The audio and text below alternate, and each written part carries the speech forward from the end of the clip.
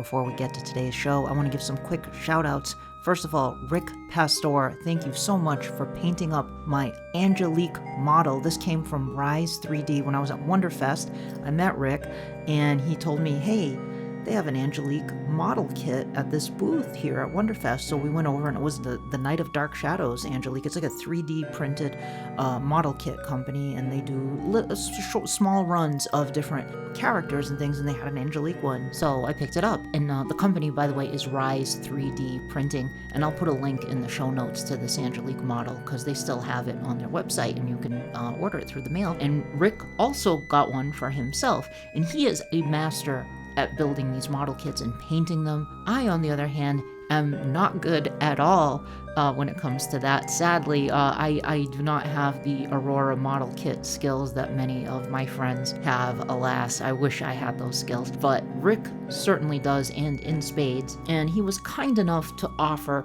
to paint the Angelique model for me and his. He painted them side by side and would send me update pictures, and he did an incredible job. And if you're watching the YouTube version of this, you can check out the pictures of the painted Angelique model. Rick is extremely talented. As you can see, he even added some little branches. He made a Night of Dark Shadows sign, which is really cool, some moss. And then he also sent me some pictures of other Dark Shadows models that he's built and customized as well, like the Old Man Barnabas model kit. So thank you again, Rick. You are a genius, and I really appreciate this. So thank you for doing this for me. I also received this amazing book from a former podcast guest, Ricardo Delgado. When he was on the podcast, we talked a little bit about his book, Dracula of Transylvania, and he has a new book out, The Art of Dracula of Transylvania, which is absolutely gorgeous, and he was kind enough to send me a copy of the book from Clover Press. I'll put a link in the show notes where you can get The Art of Dracula of Transylvania. It's an absolutely gorgeous hardcover book with Ricardo's brilliant artwork. All these brilliant, genius, artistic people. I wish I had these kinds of skills. Luckily, people like Ricardo and Rick do. So check out Dracula of Transylvania and Art of Dracula of Transylvania.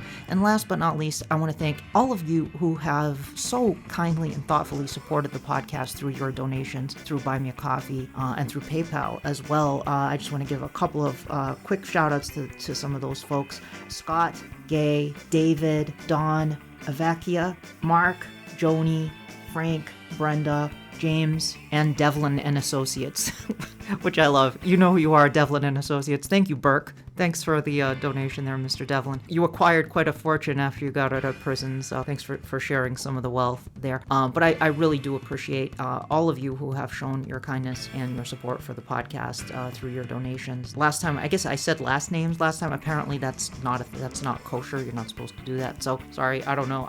So this time I'm using first names only, and going forward, whenever I do these shout outs, it will be first name basis only, unless you specify otherwise that you want me to say your last name. Anyway, without further ado, let's get to today's episode.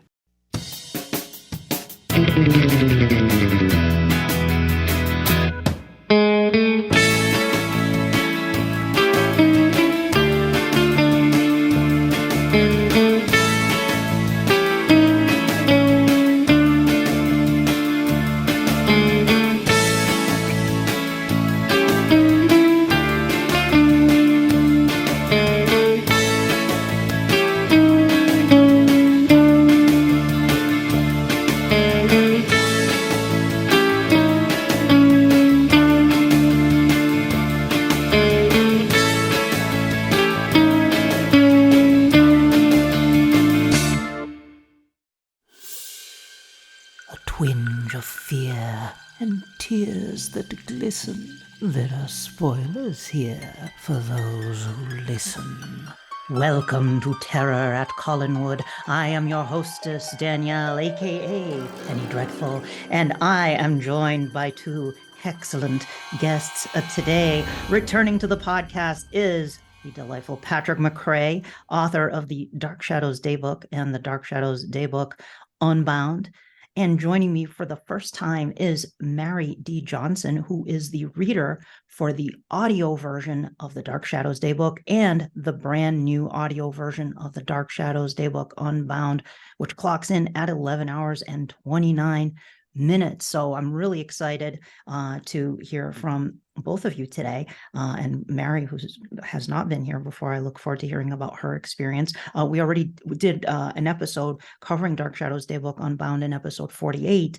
But with this new audio version, Patrick had suggested the idea of bringing Mary on to talk about her experiences as someone who had actually not watched Dark Shadows before recording this.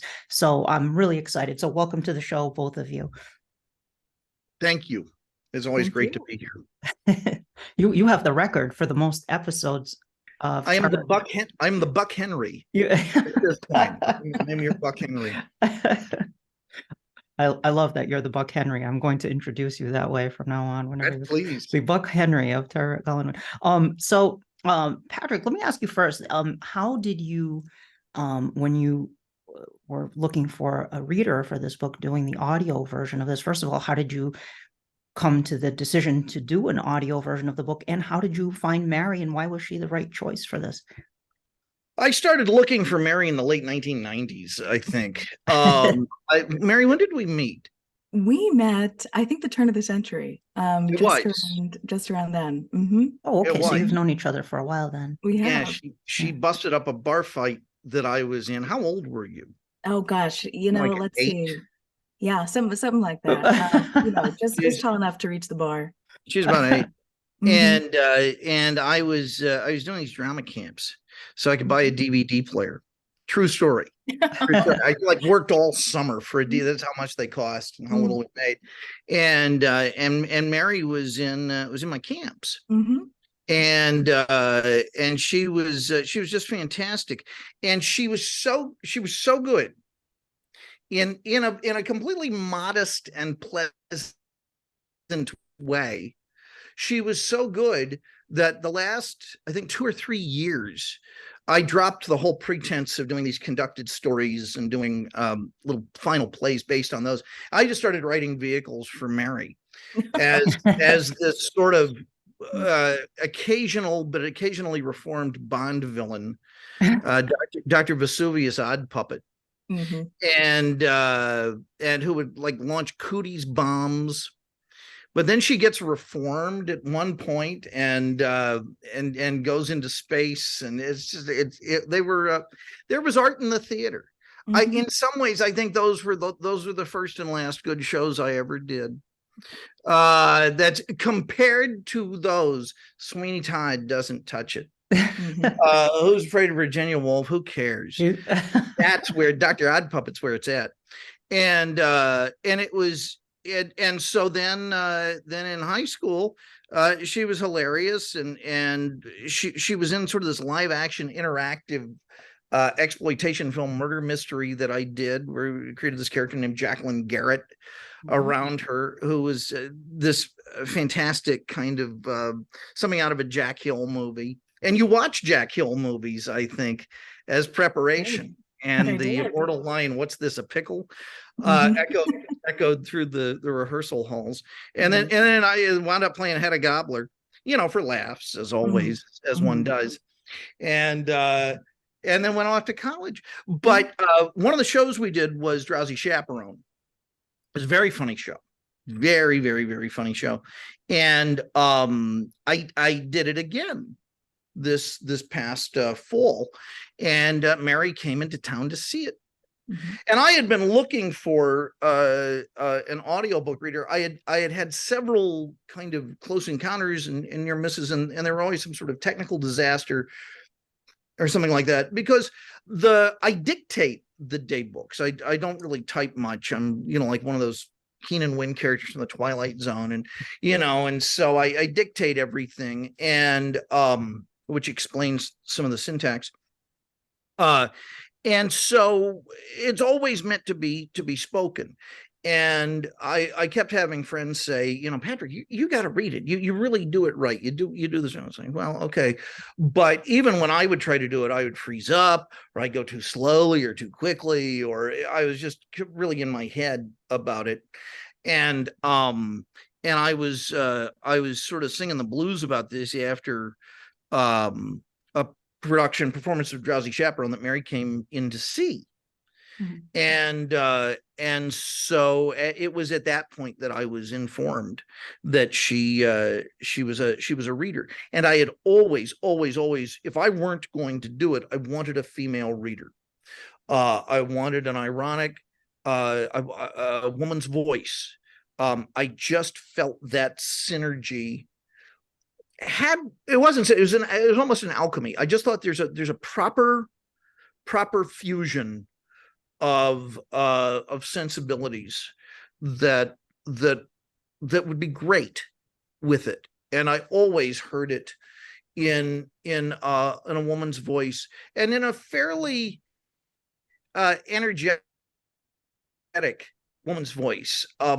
And when Mary said that she was in the biz and had everything ready to go with it, it just was magically correct. It was absolutely what was meant to be, in the immortal words of poet laureate B.B. Rexa. Mm-hmm. So great. And Mary, so I have to ask, so what was it like having Patrick as a director? Well, I think I would say for better. I think he would say for better or for worse. Certainly formative. And I think I like to look back on my journey through these roles as a young person, really embracing I remember writing bios and saying that, my titular journey had gone from Dr. Odd Puppet to The Drowsy Chaperone to Hedda Gabler. And I was like, and what an arc is that? And as you said, Patrick, you can't get much better than Dr. Vesuvius Odd Puppet. I mean, that'll be forever the jewel in any young performer, or performer of any age and in their crown. I said this, and I was trying to look it up verbatim, but I remember the spirit of what I said after finishing the first day book, which was, the greatest gift I think I was given as a young person was how to, I hope we can say freely on the podcast space, how to take things seriously, but not too seriously. So to give a shit and have fun at the same time. Right. And that is a cocktail that is not easy to brew, especially by a teacher, by a director. And that is what the day books are all about. And I knew from the second that I started reading it, I was like, oh, this voice is a voice that is one of the voices who, again, I would say for better, made me who I am.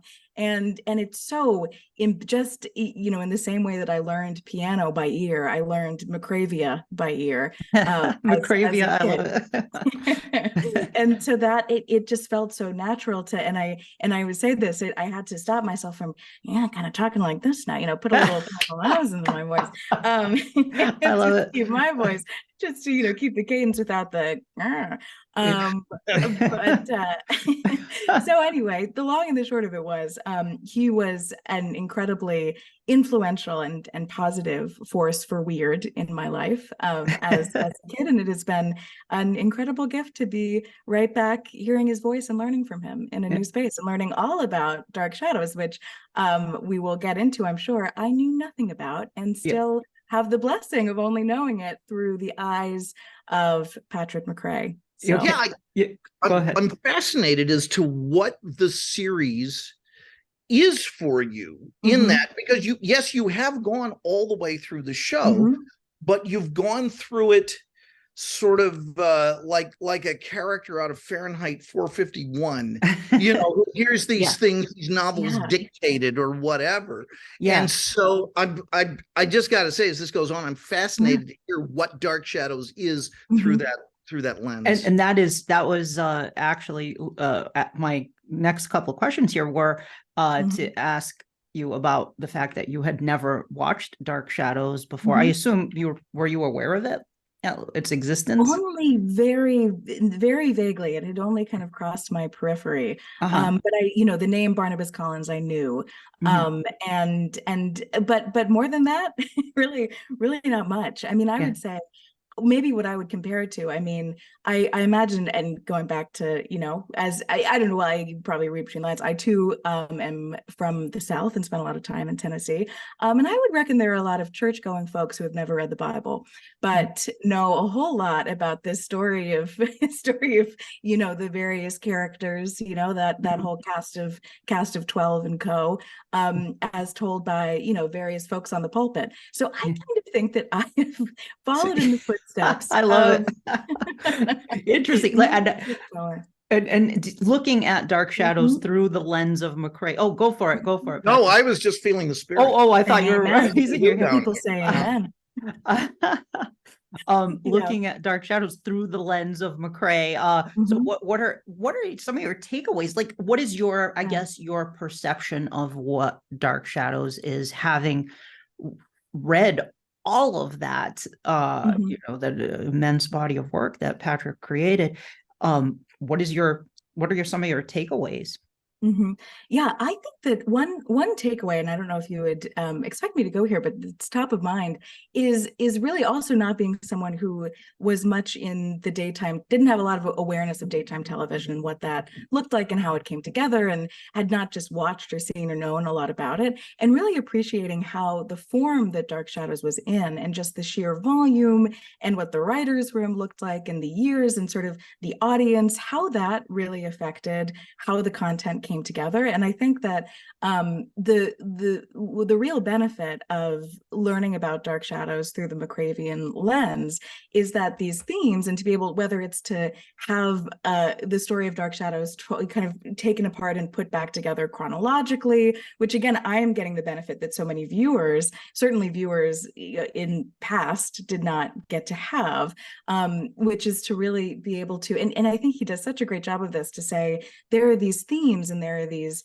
really meaningful and impactful arcs, whether it's about loss of innocence, or whether it's about love, and how, and forgiveness and redemption, and how a quest for love can sustain and destroy, and all of those really important and poignant, and sort of make the earth go round themes, how those exist and can be tangled apart or teased apart, but how at the end of the day you had to keep people coming home from school and and engaged, and through all seasons, and just that we do not forget what the medium is. And I think for me, anyway, it's a long-winded way to say. No, that's okay. Please. Yeah, fascinating. I've appreciated what can be done. Basically, that you can have these themes and you can also have a lot of fun, and it's important because it's important to have fun, and it's important to keep characters coming up that audiences will love, and how many things can be done at once is what I have learned. And also I've fallen in love with a man named Count Patofi, and yes, without ever having seen him. So as have we all, without even having seen him. Amazing. You did your job very well there, Patrick. Awesome. What was it about Count Patofi? We got to hand it to him, right? Of course, yeah. We've said it. No, I think he's a good example of, again, a character who would have kept me racing home from school, as so many did, and just completely, from what I can tell, screwball, wacky, off the walls. But you have this at the same time that you have, poor Barnabas, just trying, just really he's just trying to get through the day. He's just this ghost is, and suddenly, have you even seen a picture of Count Patofi? No.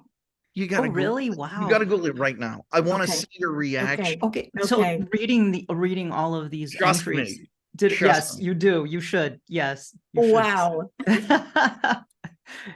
Yes. It is definitely a striking image to behold. Oh my God! Well, he's certainly got the chops. And the hair. And the little glasses. The glasses. Wow. Yeah, I know. I've heard that David was very involved in helping to decide what his characters would look like during the show. Like, he'd have input. So I bet he had some input. Had to drink that night. Wow. I've got an idea. My friend Ivan, who had been familiar with Dark Shadows but hadn't watched it before, he had started watching it after he listened to some of the podcast, he started watching it. And for Halloween 2 years ago, he sent me a picture. He dressed up as Count Patofi. It's a great picture of him dressed as Count Patofi. He even bought a fake hand, and he had just not watched it for that long, but he got sucked in by Count Patofi. Ask Aristide. Yeah. Yes. Episode 834. When Count Patofi appropriates Charles's studio for a clandestine rendezvous with Edward, Charles is puzzled to learn that a beautiful portrait of Amanda Harris might ruin the mood.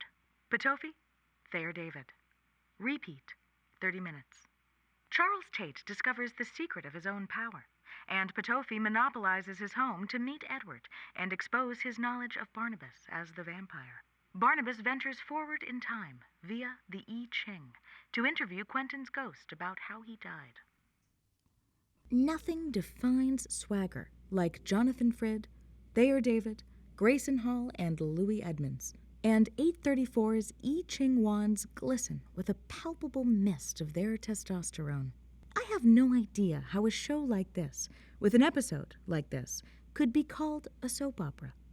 A supernatural drama is more like it. Or maybe just Dark Shadows. Because at this point, it defines itself. The swagger begins, though, with Roger Davis. And a bit before. The writer's swagger, having established Charles Delaware Tate as the most powerful being in the universe. I would say more powerful even than Patofi. If the Count were that powerful, he would have given the abilities to himself. Tate is the perfect man for the job, however, because he is one of the people in the Dark Shadows universe least likely to want it. If Patofi has to choose a vessel for the power, let it be Tate. Roger Davis responds to the task with his most cerebral performance on the show. Most Davis characters are situational pugilists, dealing with the very direct conflicts with high stakes and little time. Tate, however, is a man saddled with the ultimate existential realization of his chosen profession, art. It's safe to live by manifesting imagination, if that manifestation is only two-dimensional. But the responsibility that he realizes here is beyond the infinite. Can he change a math equation? Would that make buildings rise or fall? Can he change the shape of a continent? Or eliminate the stars with a splash of black paint? Is he experiencing the ultimate liberation of an artist? Or the ultimate prohibition? Roger Davis captures this complexity with the deliberate economy of a go-master. No small feat. Patofi, of course, is living swagger, forging names and appropriating art studios to trap Edward. Edward returns the swag by both embracing and dismissing bohemianism, and then staying, even after he realizes it's a trap. It's the perfect embodiment of mechanized Victorian thinking and propriety. When his worst enemy, Count Patofi, drops a dime on Barnabas, Edward should suspect that something is up. But Edward thinks like a reptile, with only a few up and down switches that give him very limited modes of very binary thinking. That only enhances his confrontation with the former Fen Gibbon, because Patofi is nothing but operational contradictions. Best of all in this is Barnabas, because he doesn't have the power cosmic. He's not the living embodiment of Victorian ideology. Early in the episode, he realizes that he must figure out how Quentin is going to die, and how to stop it. Frid's own actor's terror here comes to the rescue, as always. It gives him a marvelously petrified millisecond of indecisive horror. Unlike any other TV hero of the era, he's not a master detective. Barnabas Collins is largely the master of finding himself in the wrong place at the wrong time, making him more akin to the heroes of Easy Rider and Little Big Man than Mannix. Nevertheless, he must summon the inner Mannix and solve the problem in the most ludicrous way possible by projecting his soul temporarily through time to his awaiting body so that he can chat with a lethal ghost who never talked, get him to discuss his own death, and then return to 1897 with the news. It's ridiculous anti-thinking, tantamount to solving a Rubik's Cube by switching around the stickers. It smacks of desperation. It works. Desperation births a strange willpower, and Barnabas may not be a master detective, but he's no slouch at risking everything on insane ventures. It's one of the benefits of being a living corpse who suffered every conceivable tragedy. The schemes he executes, especially in this era, work because of sheer chutzpah and the bravery one can only achieve through abject terror. At this point, the audience isn't tuning in to feel afraid, but rather to see what someone else can do when fear is all they know, and fear for the right reasons. This episode hit the airwaves September 4th, 1969. Did you have any interest in like pop culture in general, like either horror or fantasy, sci-fi, or any kind of that kind of thing, or any type of pop culture that you're a fan of? Yeah, that's a great question. I would say if I were to get into the horror genre, I think this era really is the way for me to do it. Just in that I think that and this is, again, having not seen it, but from what just the telling that I've gotten of it, that media from this, and this is going back to what Patrick mentioned with my Jack Hill time, when, you really, like, I'm remembering this back from, I think it was a bit of like director's trivia where he talked about how he would, shoot on location for those, the Pam Grier movies, and, really just the absolute bottom of the barrel, wherever, and not LA, but LA adjacent. And he said, look for the ceilings, because it's not sets, you can really like see the corner of the room into the ceiling. And I think that kind of see the ceiling sensibility, it feels a bit alive here. Like I'm thinking about passages in the daybook where we talk about lighting, kind of, where there were only so much you could do given the budget and the medium. And I'm glad that because I had, certainly kind of seen the hits when it came to horror. But, in the pop culture space, it would have been unusual for me to pursue this, just because I also don't tend to watch a lot in a short amount of time. I try to dose it out. You don't do the binge thing then. Yeah. I don't do the binge thing. And I think, the binge thing clearly is the reason for the season when it comes to the daybooks. And I can see why and how. So yeah, I mean, I would say, coming from someone who has a real interest in sort of that era, getting into 70s, 80s, that period, this would be the ideal entry point, and I'm glad to have had it. Yeah. When you, what was your process like for recording this? Like, I mean, it's a lot of material. It's like I said at the top of the show, it's 11 hours and 29 minutes for the daybook Unbound. Like, how did you kind of parcel that out to do it? Yeah, and the beauty of it, as readers and listeners will come to find, is that it is absolutely fruitcake-like in its nuttiness and density, and in the best possible way, but even more digestible, I would say. But when it comes to one-offs and references and sort of excursions, I mean, these pieces, and also that helped me find so many entry points into it, because I may not have all of the sort of Barnabas trivia at my fingertips, but like the odd Austin Powers reference maybe, or various sort of bits of pop culture through the ages are woven in so expertly that it became very readable, but it also required some advanced legwork in terms of, okay, like it's Cacciaturian, and I was going to say, did you do research before? Yeah, okay. I kind of look ahead on that website. What was it that did, YouTubian yes. website? What was it? This is a good one. Yes, it is youglish.com. So that's youglish.com. And if you put in, like, you could even put in Patofi. I mean, it can be proper nouns, whatever it is. And it will scrub YouTube, all of the YouTube transcripts it has available, and find different instances of that word being said. And so that came in handy. Yeah. So that was a big asset to me as I did sort of my initial read through, and then I would kind of identify what I needed to queue up and hear and get. You nailed all of that stuff, though. I mean, you really did. Did you have to? Did you communicate with each other, like giving feedback, Patrick, to Mary? I just said what I liked. He did. Well, he did.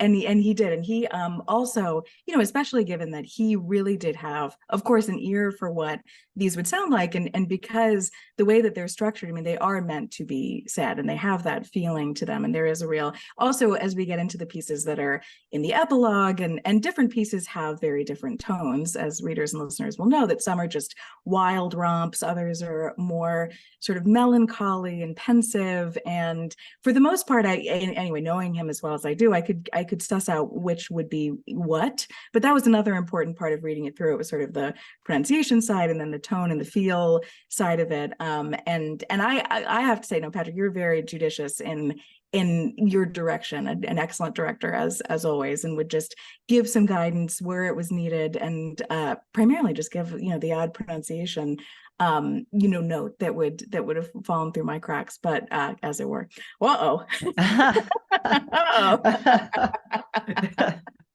But anyway, so that was pretty much the long and the short of it. So read through, get it, read through a few times off the mic, and then just try to get into it on the mic, and try to do it in one take, which I could typically, the pieces are they're concise enough that was possible, and if I flubbed, cut those out, but that was mainly the process. Did you do your own editing after the fact on it? I did the first go, so I tried to deliver clean takes of each piece, but it got a final polish, and it was mixed and mastered per requirements. Had a great fella who got the scintillating and curvaceous John Hudgens, who made American Scary. I don't know if you. Yes, I do. Yeah, and Sandy Clark, along with Sandy Clark. Yeah. I have no idea what the story is behind that. Yeah, but I'm in American Scary briefly. Blink. They used a couple of clips, Penny Dreadful clips, in that they were in post. For those who haven't seen it, it's a great documentary about horror hosts, the history of horror hosts. And they were in post-production when we launched our show. And this was, I guess, late 2005, maybe. And Sandy Clark he said, "Oh, can you send me some clips?" So I sent and Sandy a couple of clips, and they actually used them. They dropped them in, but it was too late to do the interviews. But then when they screened it at Coney Island, at the Coney Island Freak Show, it's where they had a screening of it. So they invited me down for that, appropriately enough. So I was Penny Dreadful at that event, and they did like a little Q&A after the screening and stuff in the little theater there. So that was really fun. That was a cool experience. But it's a great documentary. But so he was the one who did the editing on the day. I didn't know that. John is a friend of mine, and and he is a genuinely wonderful guy. He's a real mensch, and he is incredibly hardworking, and has a really wonderful sense of taste. And John sort of did this as to be a mensch. That's awesome. And yeah. And I had acted for John before. John and I met in a production of Heartbreak House that we were in. And John used me in a production of a movie he made called Sith Apprentice. Oh, cool. I love it. We got the Lucasfilm Fan Film Favorite Award for 2005. It was the year that the one with Darth Vader in the mask happened. I think they're doing an actual show about that, the Sith Apprentice, for Disney Plus. I think they really are doing a show. I don't remember. I haven't been contacted to. I don't remember what it's called. There you go. Yeah, get my in touch role with is Patrick. Count Dooku. Yeah. But I got a good review from Film Threat.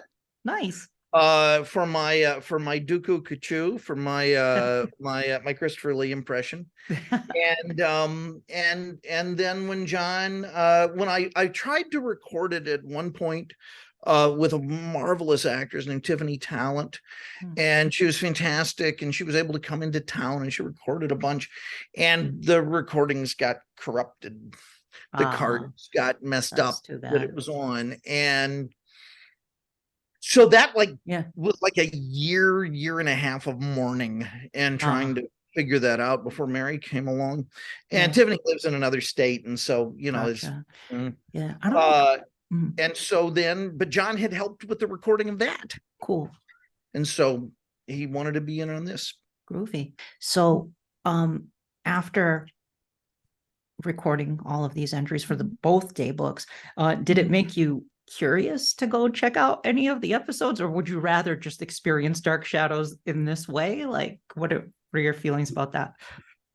I think I'll have to. No, I do. I really do. I think try as I might.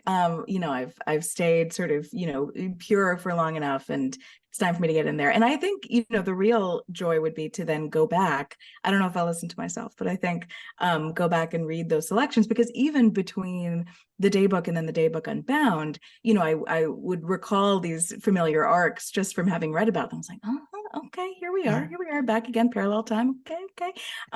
So I think I will need to see it for myself. And I'll have to report back once I do. I would love to see that. Seriously, given all of the weird parts of pop culture and gender and everything else that Dark Shadows has going on, it's just this. It really is a kind of a post-Freudian nightmare of delight. I just want to see how you respond to it. I have a question to ask. Did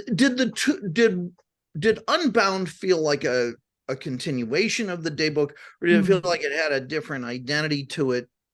I'm sort of curious. It's the first sort of reader that this had. I would say that Unbound, and I do think they are wonderful to be enjoyed together, because I think, you know, Unbound to me had the feeling of a sort of a 201, you know, to the 101 in a way. I mean, I think that to me it had this, one of the big points of view is sort of this deconstruction reconstruction approach in terms of really going at it chronologically. And I think that alone, having had the sort of the daybook also, I think feels like this sort of delightful, you know, mulligatawny stew of a little bit of everything, a little bit of this, a little bit of that angle, and it's very comprehensive in that way.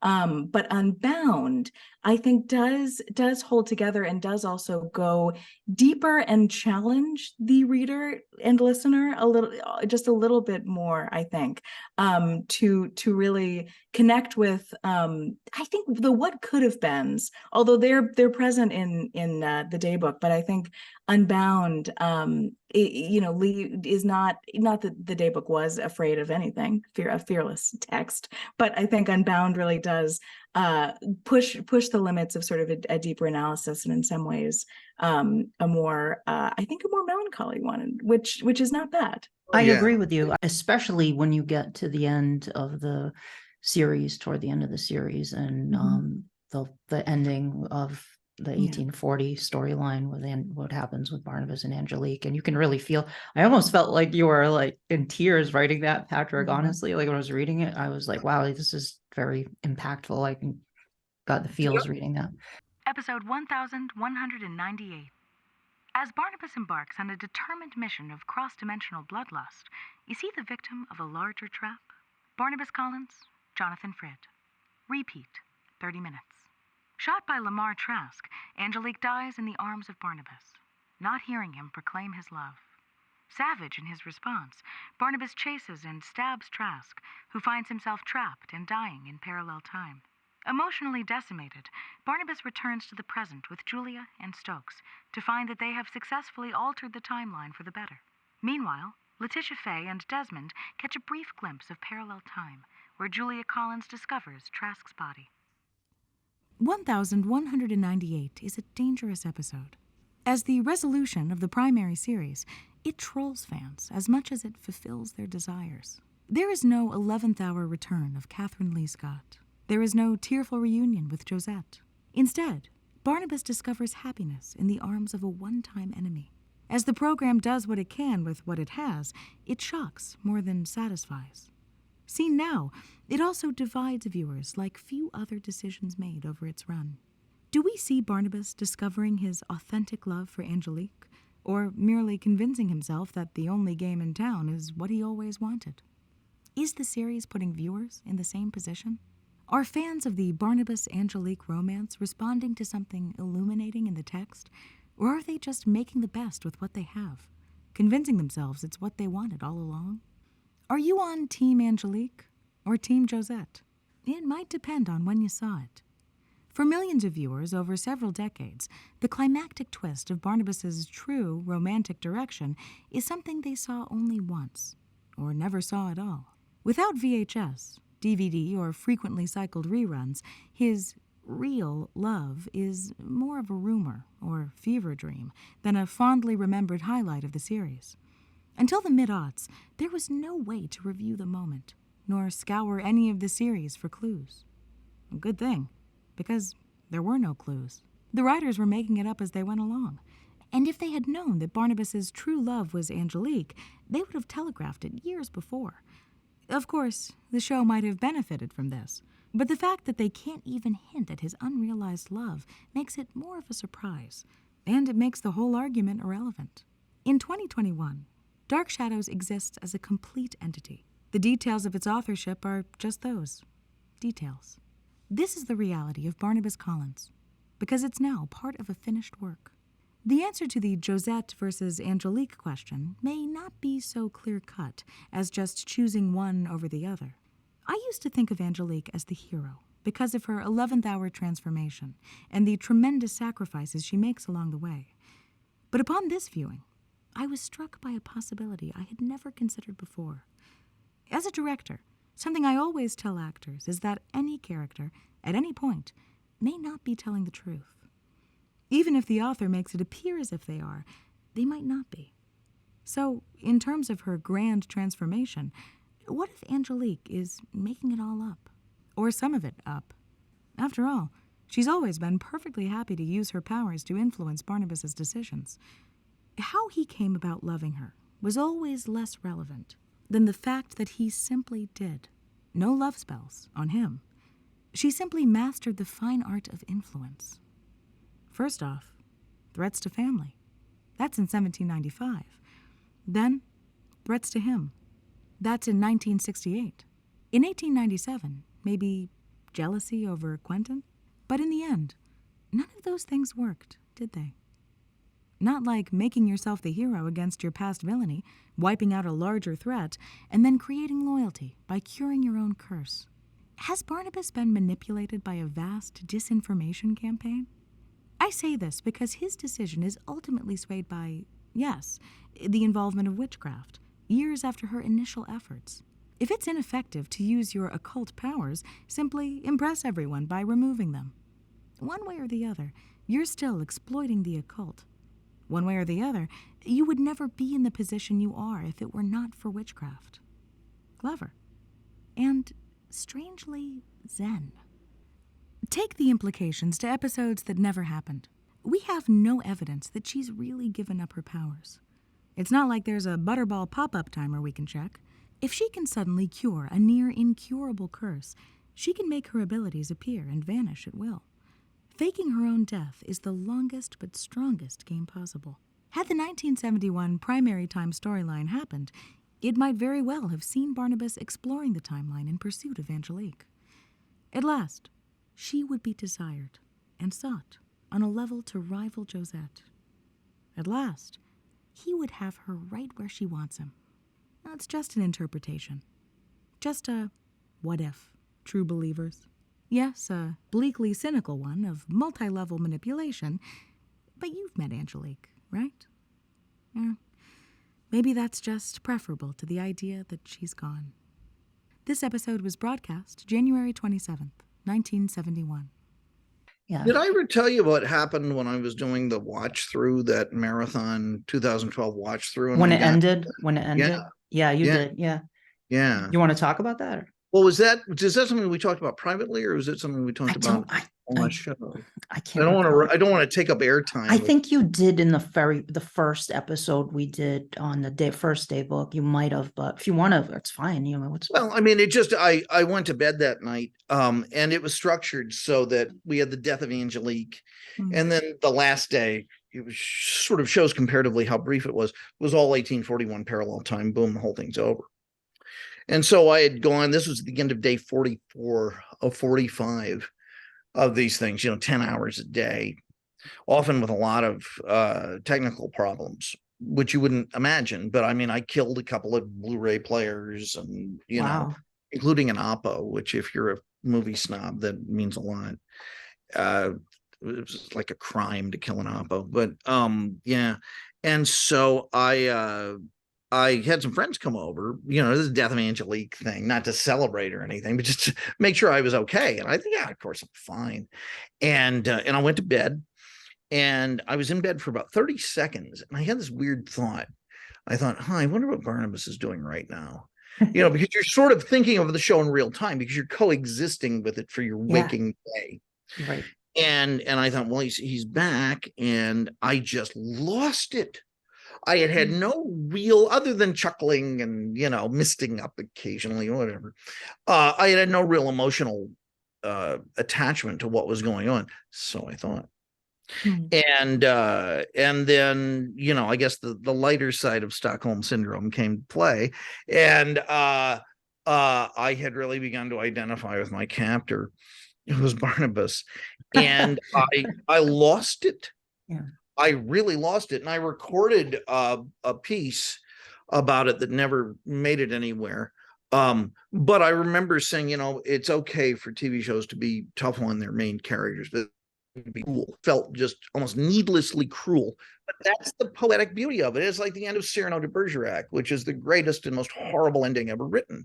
And horrible, I say in a respectful way, that it's just the size of the pain that it conjures up. It's almost as if it conjures up pain that size so we don't have to feel it. Yeah.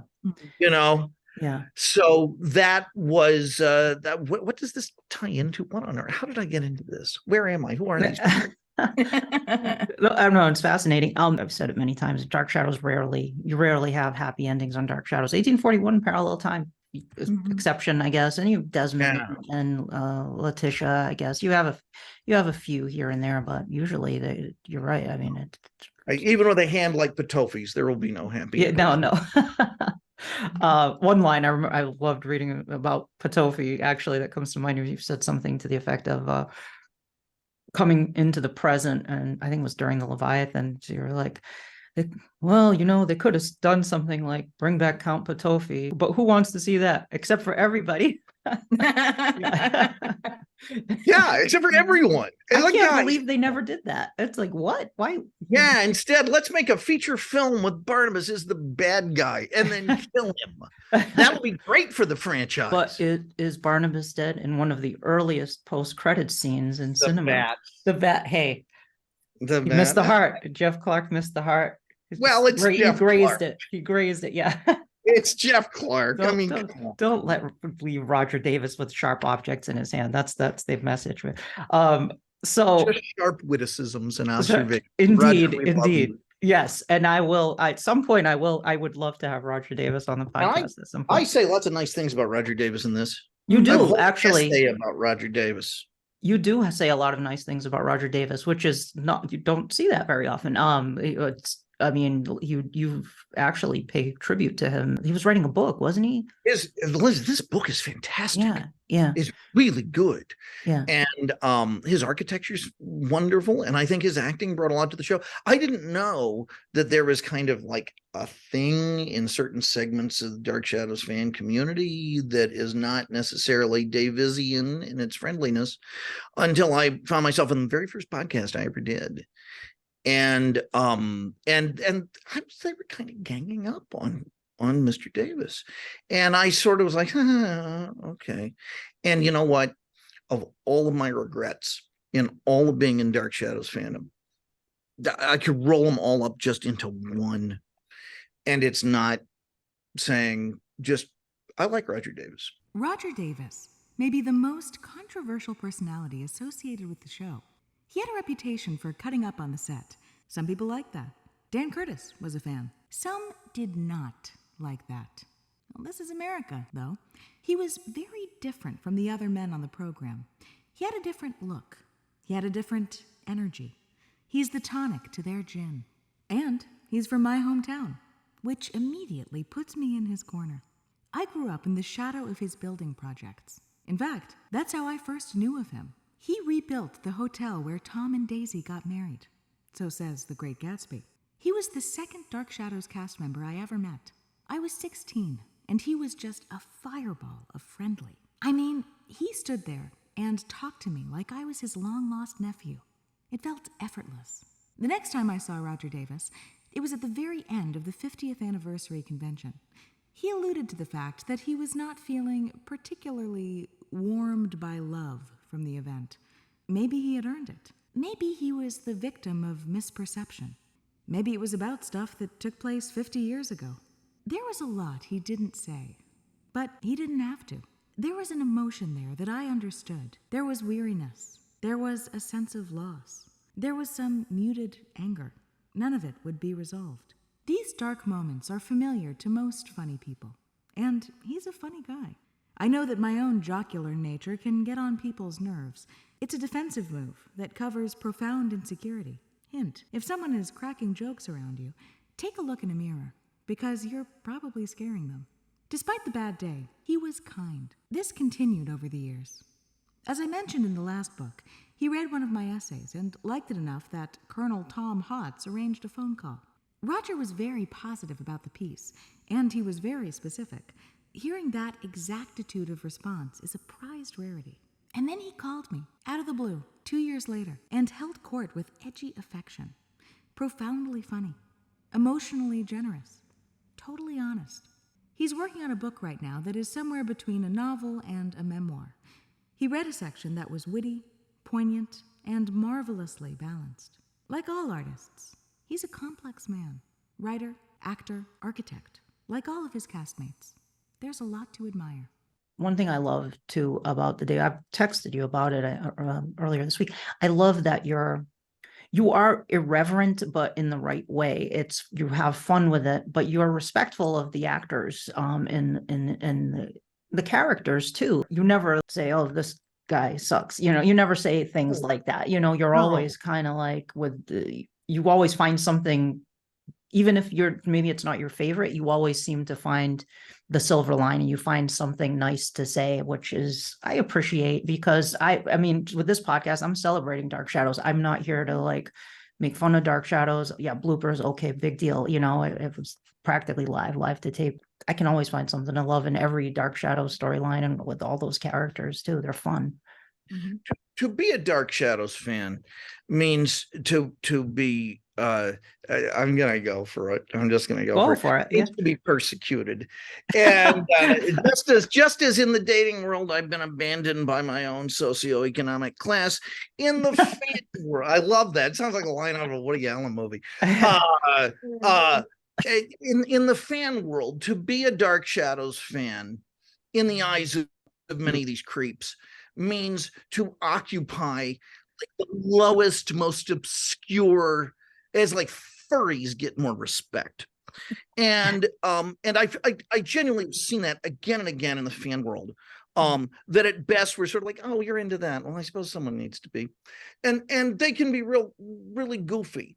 And so to be a Dark Shadows fan means that you're already standing up for something that is wildly misunderstood, or just not, people don't give the time to understand it properly, I think, in a lot of cases.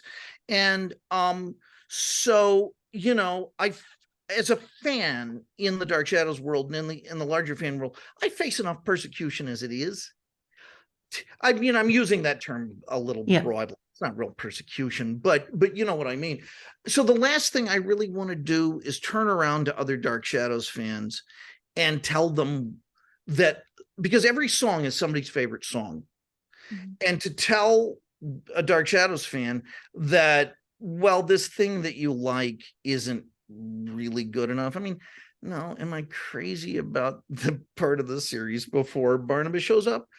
I want to talk about a little bit about that too, actually.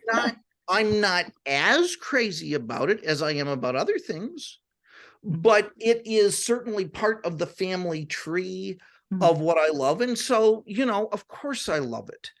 and I stand up for it, and I'm happy to have it out there.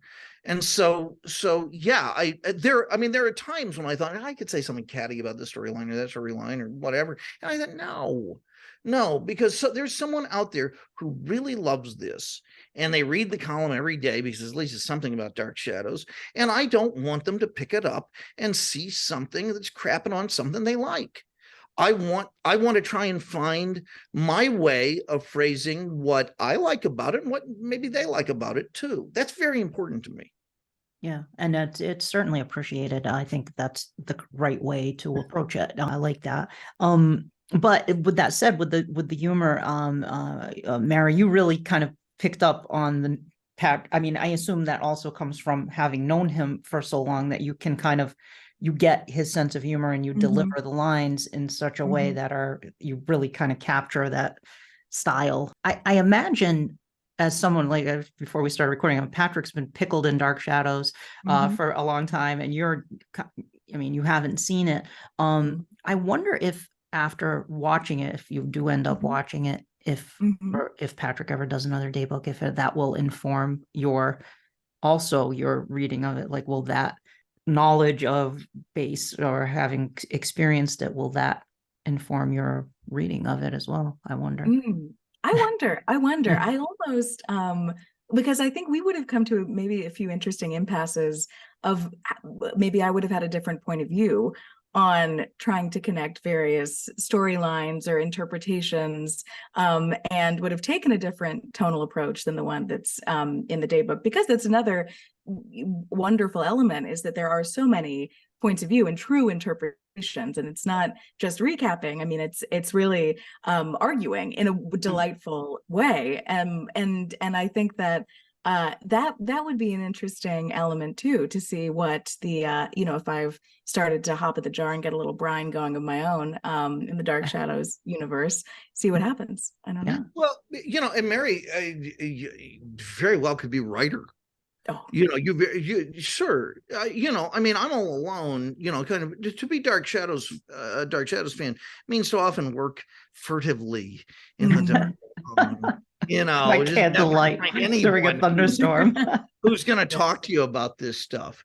And so, I mean, you have such integrity, and so it's sort of like if you figured out something about the show that I had not seen, and if you put some pieces of evidence together that I had not seen, thank you.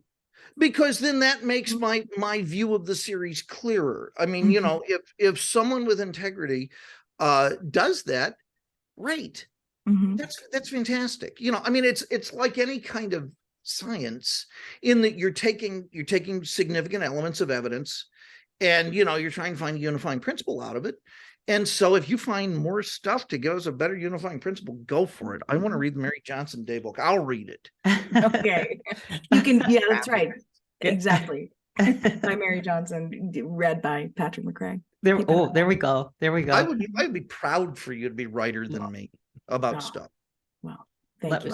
You could have a debate, like an argument, a daybook where you both debate each other, counterpoint. I would just keep complimenting her. That's all I want. Patrick, you just did the Mad Monster Con. Is that what it was called? Mad Monster Con. Yeah, Mad Monster. In North Carolina. And you were there with Catherine Lee Scott too at the test. That's it. I saw, it was a great picture I saw on Facebook of the two of you at the table with the day books out on the table and everything. What was that experience like? Do you want to talk a little bit about that? It was great. Yeah. It was terrific. I mean, I picked her up at the airport. I was very nervous about getting there on time. Put a lot of work into detailing the truck. Honestly, this is the stuff that was the Catherine Lee Scott experience. We went to Salisbury, North Carolina, where Ben Martin was from, and so we visited Ben's childhood home, and that was great. I took some pictures of that, and the owners knew I was taking pictures too. I just want to get that out there. I didn't go back in the middle of the night and that they know of. So we went to Mad Monster Con.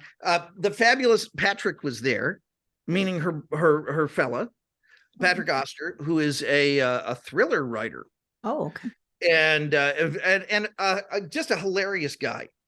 And so since we were both Patrick, I was Bald Eagle and he was Silver Fox. We had to have code names to tell us apart. And so the con itself was just fantastic. There was, thank goodness, there was one woman dressed like Josette. I saw the picture. Yeah, I did see that. Yeah. It was like, oh, thank God. Yeah. And it was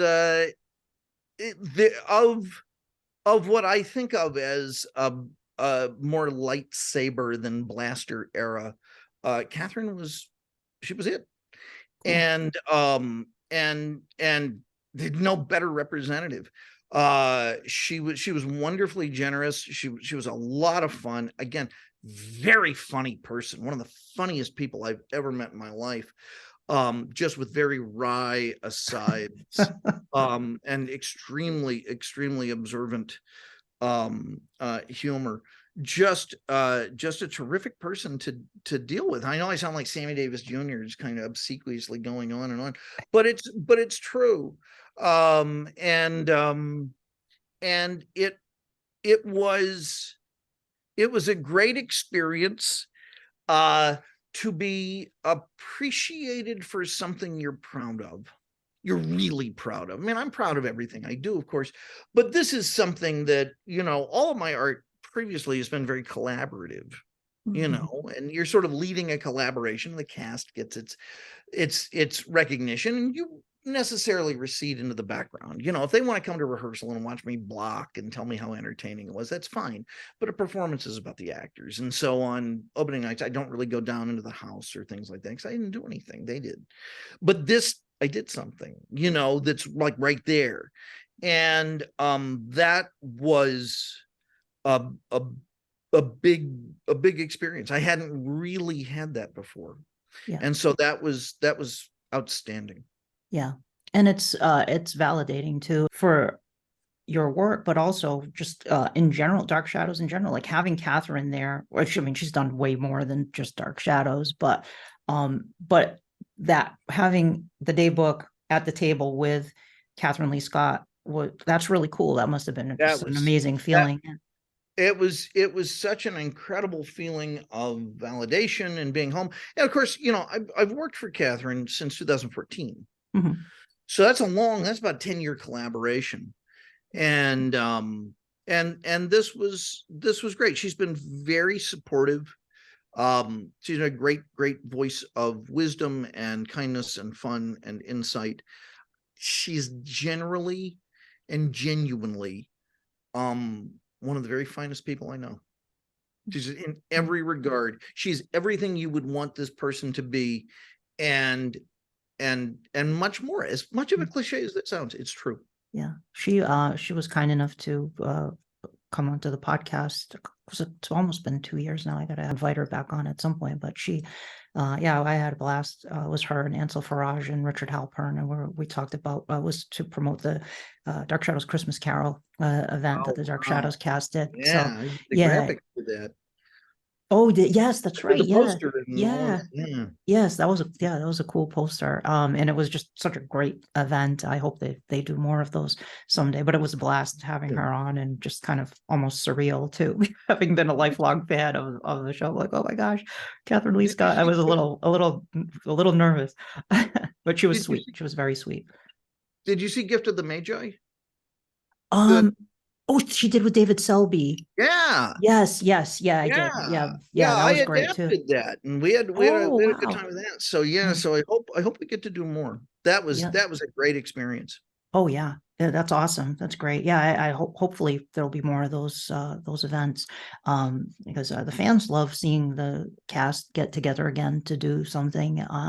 Seeing them together performing, or the Q&As are great too, but it's like seeing them do their thing. They're actors, you want to see them play roles, and together, and it's great, I say that in the Christmas Carol review, mm-hmm. which is in the back, that this lets us see Dark Shadows. As Dark Shadows fans, we get to see what we want to see, which is them playing more things. Yeah, exactly. I can only imagine if because Dan Curtis, as you know, had planned at one point, we had the idea of doing like a special Christmas Carol special on event on television with the Dark Shadows cast, and that I mean, it's kind of like they did it, you know. You were involved in that too. It happened, so that was pretty exciting. A Christmas Carol, 2021, with the Dark Shadows Ensemble.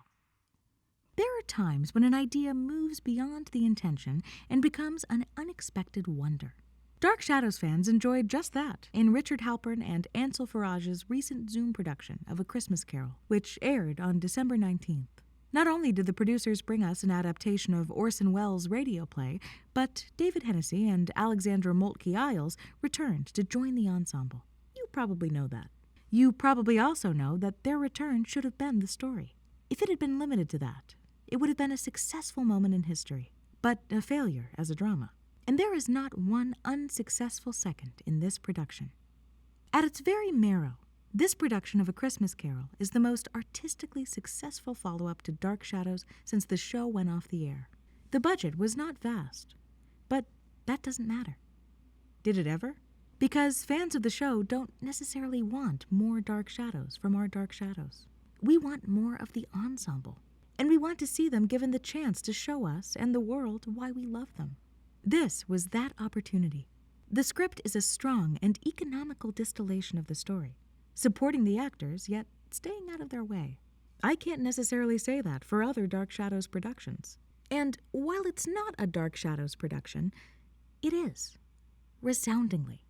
As wacky and perfunctory as the project could have been, it manages, above all else, to be tasteful in its risks, with everyone participating.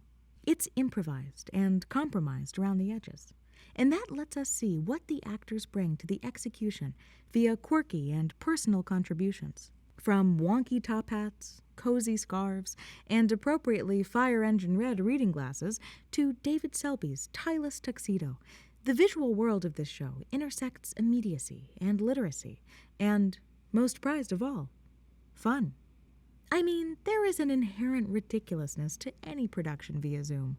It's hard to bring James Tyrone to life if it looks like Peter Brady is about to appear in the square next door to announce that his voice has changed. But that kind of visual language is used with discretion and strategy by Ansel Farage. He trades out widescreen oomph for spectacle that works on a more resonant and emotional level. That becomes clear when Mitch Ryan delivers the touching and spare epilogue.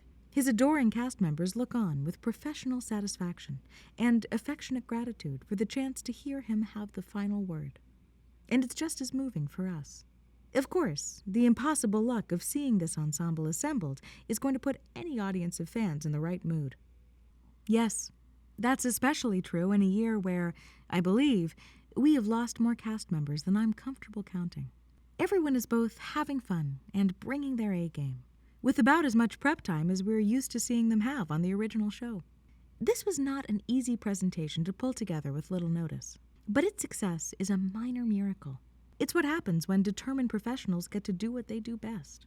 The result is a production that, although brief, connects us with the emotional realities of the actual text, serving up sobering truths about aging, regret, and envy with equal measures of believably earned hope. And there is esprit de corps and an intense sense of teamwork. But at a certain point, someone has to be Scrooge and stand out even further. So, David Selby. In a performance that should define the most extraordinary horizons of what quarantine theater can be, Selby is somehow able to capture true theatrical size with the cerebral nuances afforded by the intimacy of the webcam.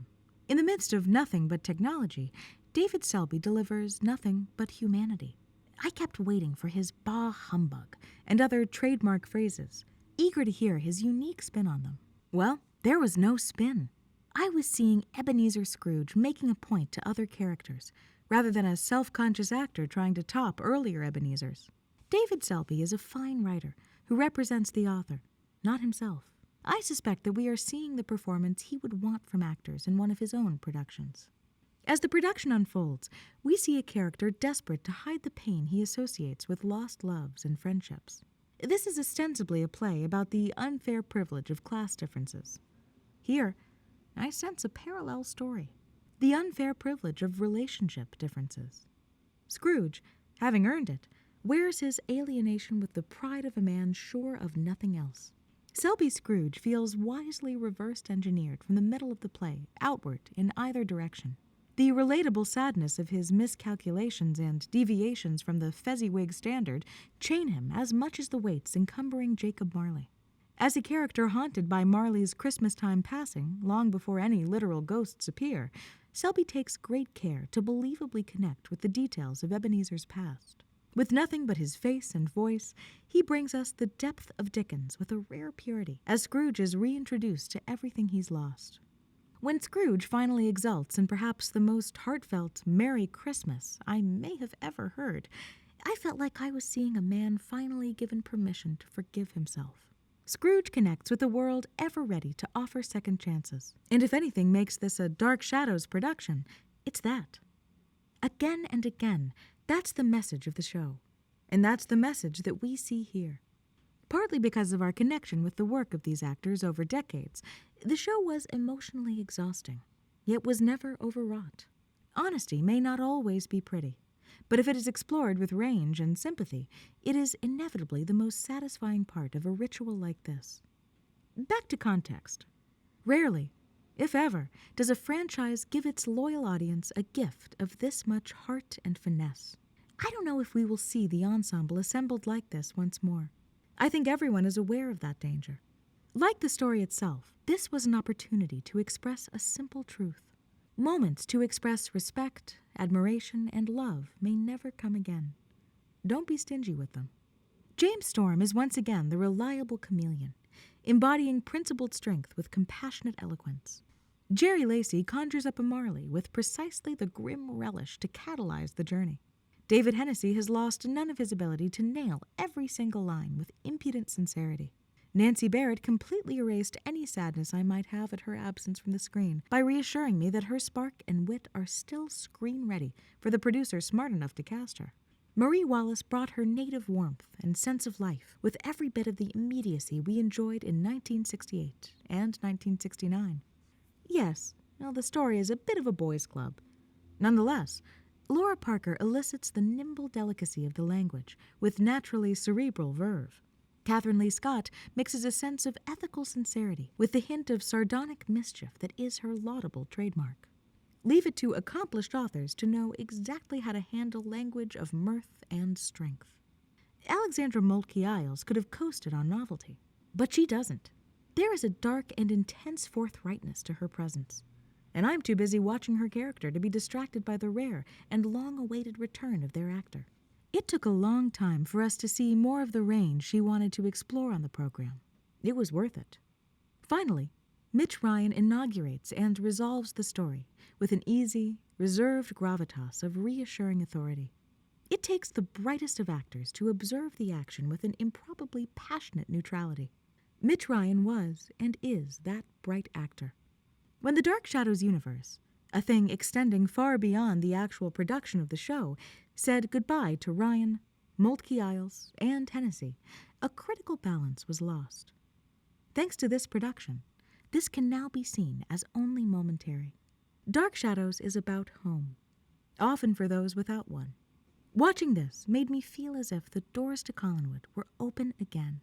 2020 and 2021 took more from us than we deserved. This gesture, at this time, is an essential reminder of what we still have. Too often, the love of a franchise reveals itself in the desperate acquisition of props and autographs and photos and handshakes, all of which are noble, but all of which distract us from the real reasons why we love the people who brought it to life. Richard Halpern and Ansel Farage take full advantage of this rare opportunity to see them doing what we love most: acting. They have not only given this ensemble yet another great story to tell together, but they have given us the opportunity and intimacy to share it. I want to talk a little bit about themes in Dark Shadows as we head toward the end of this great discussion with the two of you. Themes in Dark Shadows. What are, I guess, having watched the show in such a condensed form, you described it as being kind of in outer space and looking at the Earth from outer space, and seeing it all in one one shot here, and you dove into it and wrote these essays about different episodes. And Mary, you've read through the lens of McCray here, all of these entries. You mentioned a couple of the themes in passing there, Mary. So I'd like to hear from both of you. Like, what are your kind of overall thoughts on the themes of Dark Shadows? Beyond the cool, okay, vampires and werewolves and ghosts or whatever, but there's a lot of meaning in Dark Shadows, and you pulled a lot of that out and explored it. So that was wonderful. So talk a little bit about that. I would say I'll start broad. I think, the notion of the undead, of course, is thematically relevant here when we come to our protagonist and others. But I think that idea of what does not die, whether it's love, whether it's revenge, whatever it is, and sort of what persists and what it means to let something die and let something live. I think that could be one thesis. Okay, great. Patrick? It keeps changing because there's so much of it. There's so much of this show to kind of wade through, and there's a lot going on. But I like to look at beginnings and endings, and I keep going back to the first episode and the last episode. And the thing that I see is this relationship that establishment culture has with the other. Yes. Because, the Collinses build a fortress of self-congratulation, and the very nature of a fortress is not just to say, hey, let's celebrate all our cool stuff, but it's to say, keep out. Yeah. And if you notice, that's not a strategy that works.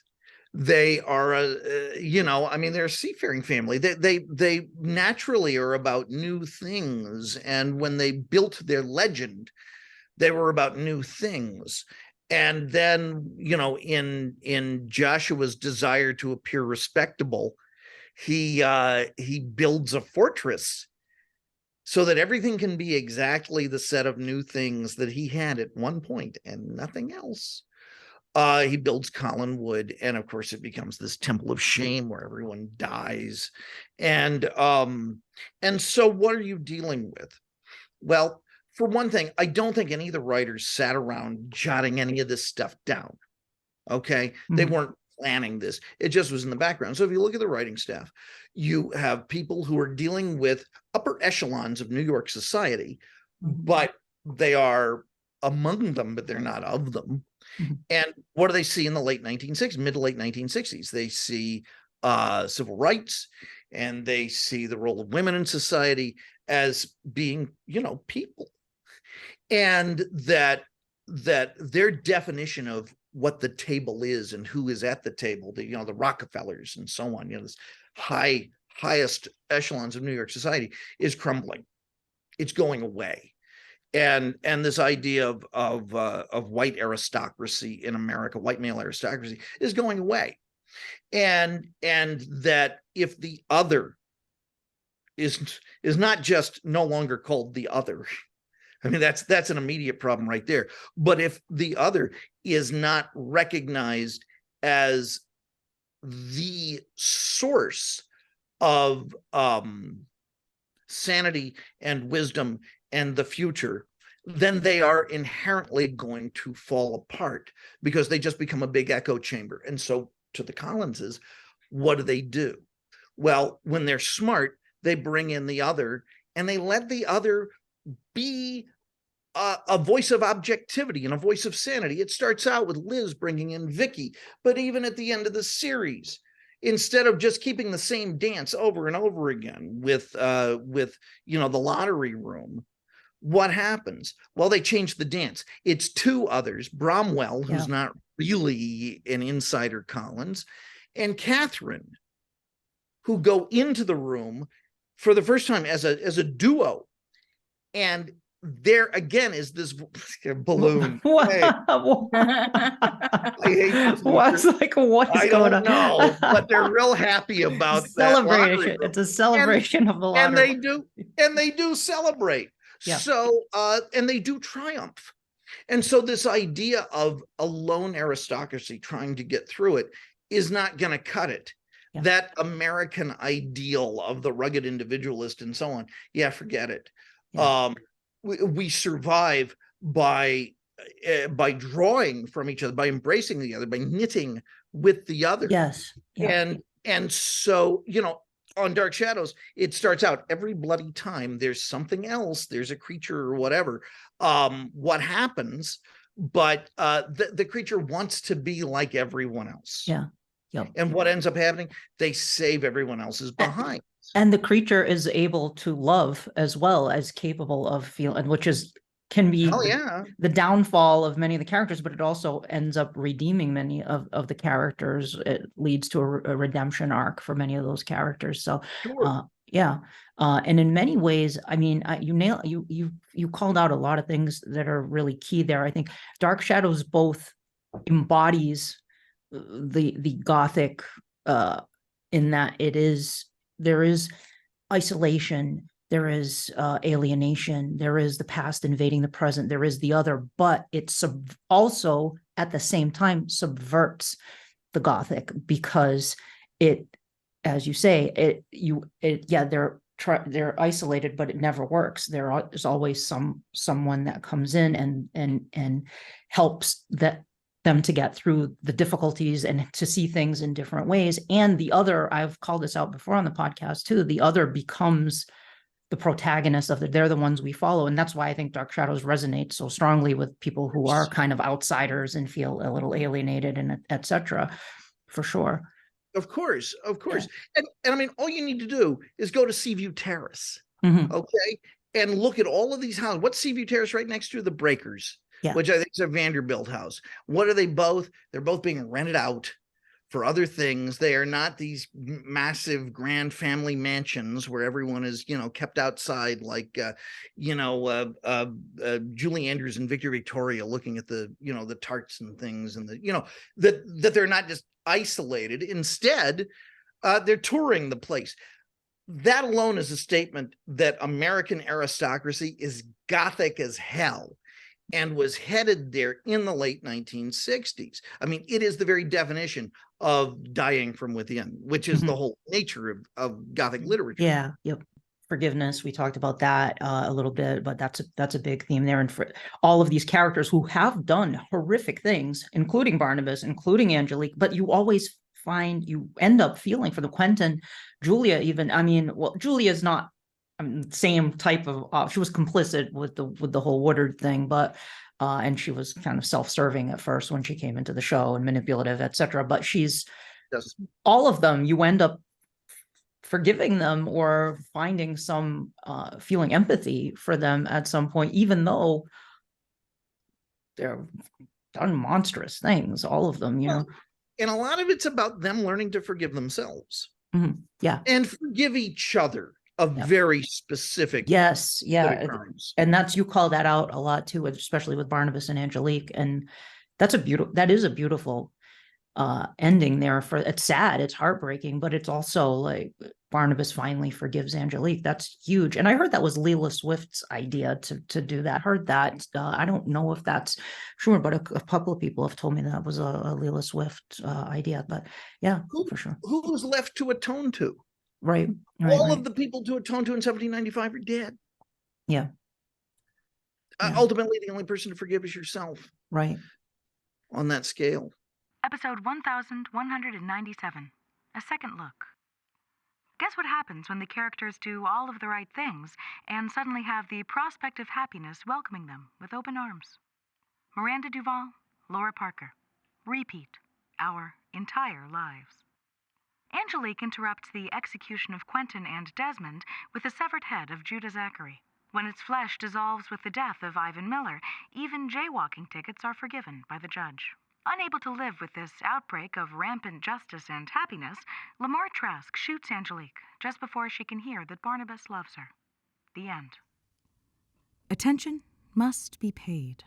So said the widow Lohman at the grave for someone prized only for his insignificance. I have come back to these episodes more times than any other. This year, it feels irresponsible to devote more words to them. And yet, It feels irresponsible not to. A show the size of Dark Shadows is more than a television program. It is a companion. If you spent 3 hours on a hobby with a friend, twice a month, for 6 years, you develop an understandable bond. That stretch of time is how long it would take you to watch this story. It's a feast of a tale. Many times, in ways good and bad, it feels endless. The story accrues around the edges, in no more rush than the real lives it punctuates. 1967 is always fresh. 1968 is always a rich and intriguing core sample. 1969 is always better than we deserve. 1970 always pales by comparison, trawling for us to apologize for it. 1971 is always too short, a reminder of what it's like to still love something when everyone else stops. I remain unshaken in my assertion that Dark Shadows is the most realistic show on TV. It just kind of putters around, threatening to do something significant, and then just kind of usually not. Most of the news is bad. We get used to it. And then someone is shot and killed. I'm not being glib when I say that. No, not every tragedy is a sudden and fatal gunshot wound, but I guarantee you that there is someone out there listening to this who has lost someone precious precisely that way. And that's how this episode ends. The most famous quote about television is that the medium is the message. In other words, the means by which we consume art is as significant a statement as the art being exhibited. Dark Shadows is many things that it had no intention of being. Newsflash, this goes for all art. Like all art, however, it is a teacher above all else. Primarily, it teaches us to look at ourselves from a completely different point of view. But if you watch the entire show, the very storytelling itself is the most significant message. Maybe more than one. The most immediate one is, in the words of Fulcroft Sanitarium Director Dr. Harold W. Smith, "Thou shalt not get away with it." The assassination of Angelique is a convenience. The actors want to move to a fresh storyline. The writers are probably hoping that new characters will give them new ideas. And the ritual of storytelling inevitably veers toward drab moralizing. In this modern world, dominated by an antediluvian ethos, we certainly hear a lot about forgiveness. And at the same time, we also live in a culture that absolutely revels in just desserts. We love forgiveness because it makes Oprah happy. It's what we are supposed to do because somehow it will liberate us. It will certainly liberate the people in our lives who are sick of hearing us complain about something. It's vaguely godlike, so I guess it's got that going for it. But is it just me? Or does a lot of the forgiveness we hear about seem to have its fingers crossed behind its back? Why? We just can't stand the idea of someone getting away with it. Any of it. And because we can't make up our minds which of these things, beatific forgiveness or righteous punishment, we will fetishize more, we look to fiction to give us both at the same time. And who has to pay the tab? Angelique. So of course, Trask has to plug her. The fat-headed, arbitrary rules of the ritual that is fiction decree it to be so. There are plenty of Dark Shadows fans who love to sweep in at this point with a list of all of the horrible things Angelique has done. And I guess this helps? But I hope you have a list of all the rotten things Barnabas has done, because he's just as deserving of the naughty step. And he pays, also. He pays an ongoing price too terrible for the show to make us watch. And culture smiles on us for having it both ways. We applaud their 11th hour moral reversals, safe in the irony that they are being punished anyway. Extra, extra, read all about it. The one thing these characters learn is that the past belongs in the past. All we have is the present. All we have are the decisions we are making right now. I spend 90% of my day apologizing for what I say, the other 10%. And when someone is really going to town on me, I gently remind them that it won't build a time staircase to allow me to make different decisions in the past. The saddest part about episode 1197 is that the present is the one thing these characters are denied. That's nothing to feel good about. That's nothing to applaud. And perhaps it's nothing to applaud in our art. Perhaps that's the message we should actually be taking away. When significance erupts in the mundanity of our everyday lives, it is shockingly sudden. There's no taking it back. And then the show ends. There's no montage. There's not even a funeral at which Barnabas can insist that attention must be paid. If you're going to forgive, mean it. Move on. Do it in the name of the future that Angelique and Barnabas never got. It became a ritual to write about this final episode of Dark Shadows. And by that, I mean the dark shadows of the main storyline, not 1841 parallel time. A soap opera is one huge, sustained cliffhanger. And if you spend 450 hours hanging off of a cliff, it's important to study what happens when you finally go over.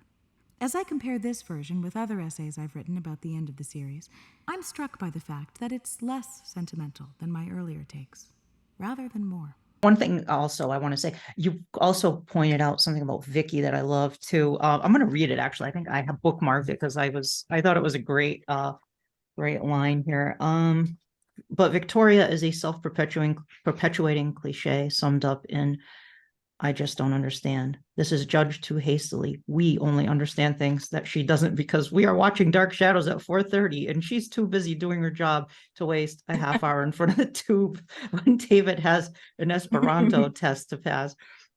So we hear the private conversations that she never does. Maybe she doesn't understand things because they are genuinely incomprehensible to her.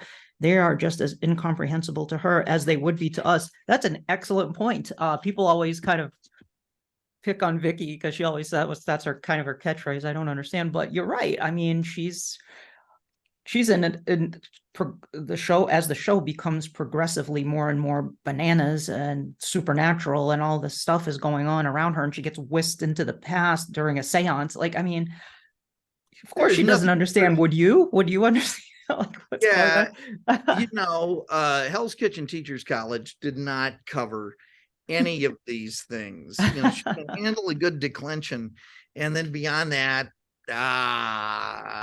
she knows that's not going to happen, and neither would we.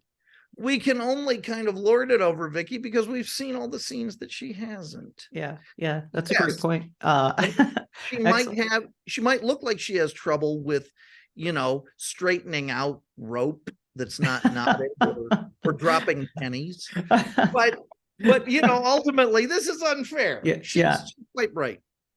And speaking of Vicky, if you do a third Dark Shadows Day book, I will request some pre-Barnabas and some 1841 parallel time stuff, because there's a lot of 1841. There is, that's true. You do talk about a whole new chapter that's not in the Kindle version. There's a whole chapter devoted to 1841 parallel time in the audio version.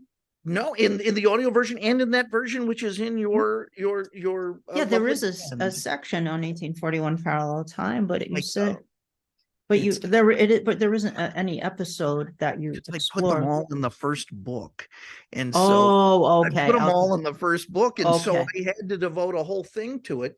Jewel Sane, by order of the court, made me do every episode of 1841. Oh, that's true. Yes, you did. You did. Yeah. And so walking out of that's where I figured out the show for the upteenth time. Yeah.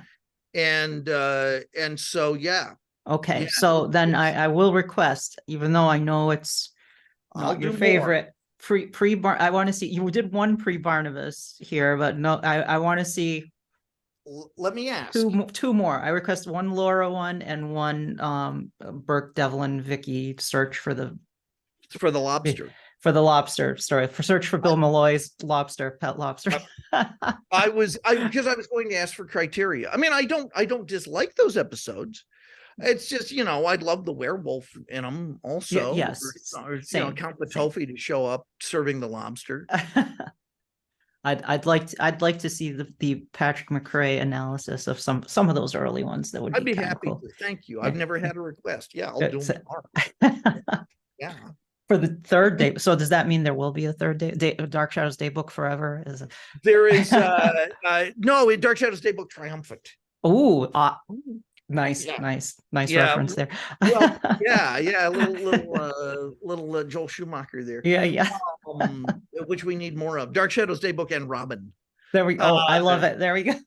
But yeah, there is a third book. There's yet more daybook stuff that hasn't been printed. But it's going to take a very different form. Okay. And it's going to be very short. It's going to be about 150 pages at most. Okay. Yeah. Are you ready to read it, Mary?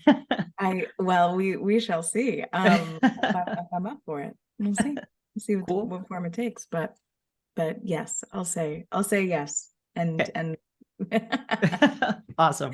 Great. Good. That's good news, folks. So you heard it here first. So, well, maybe not first, but you heard it here.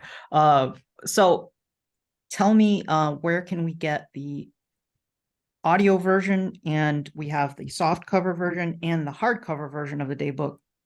So you have the trifecta there. So where can we get all of these versions of the daybook Unbound?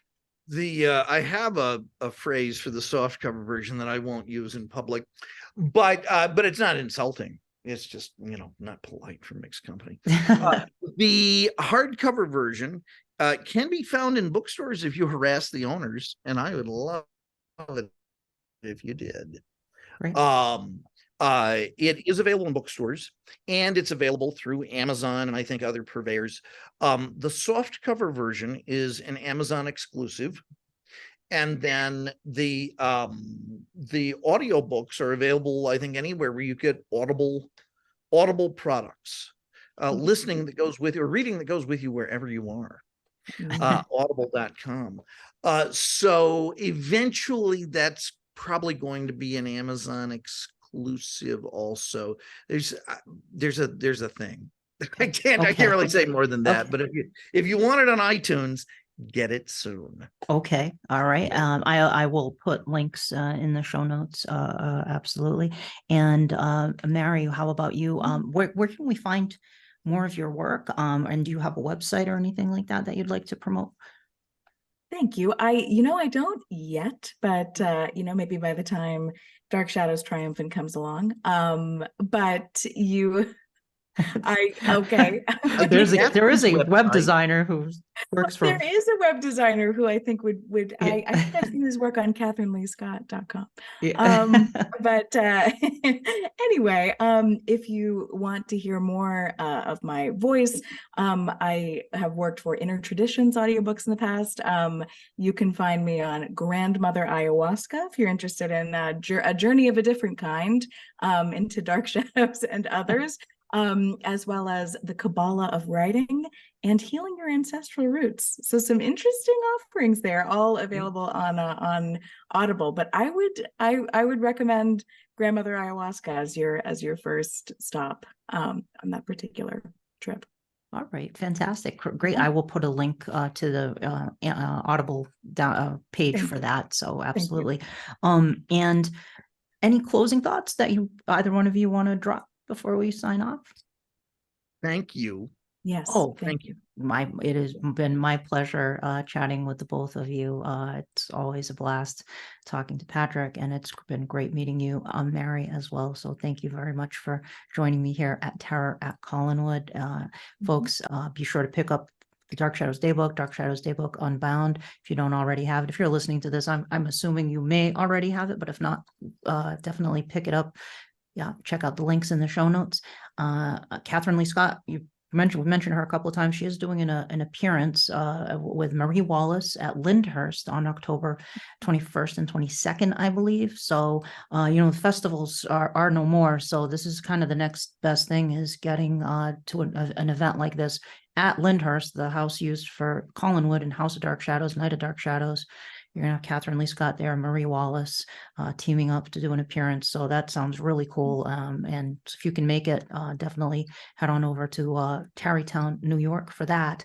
And folks, if you like this podcast, please do rate and review it. If you're watching the YouTube version of this, there's a video version of this. Please do like and subscribe to the channel. This is all about sharing the love for Dark Shadows, spreading the word to your friends. If you have friends who are Dark Shadows fans, let them know about the podcast, because they might just dig it. So thank you very much for listening. Thank you. Thank you. Thanks. And for as long as they lived, the dark shadows never truly vanished, for there will always be terror at Collinwood. Terror at Collinwood is a Penny Dreadful production.